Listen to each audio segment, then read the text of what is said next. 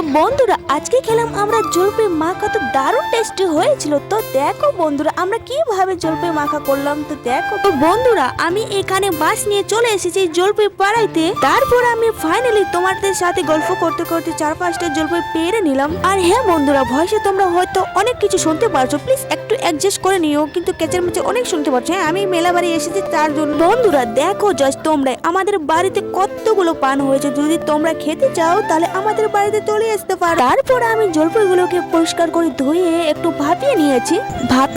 তার জন্য, কেননা ভাপিয়ে নিলে একটু টেস্টটা বেশি বেড়ে যায়, তার জন্য আমি ভাপিয়ে নিয়েছি। আর এখানে ঝুড়ি ঝুড়ি করে কেটে নিয়েছি। এখানে নিয়েছি পরিমাণ মতন বিট লবণ, লঙ্কা গুঁড়ো, তেল, আচারের মশলা আর সব কিছু দিয়ে আর চটকে চটকে মাখিয়ে কিন্তু দারুণ টেস্টি হয়েছিল। জাস্ট তোমরাই দেখো কালারটা। তারপর আমি একটু টেস্ট করে দেখলাম যে দারুণ টেস্টি হয়েছে। তো বন্ধুরা এইভাবে তোমরা টেস্ট করে দেখো আর কেউ। বন্ধুরা আজকে ব্লগটা এটুকুই, দেখা হবে নেক্সট ব্লগে। তো টাটা সবাইকে।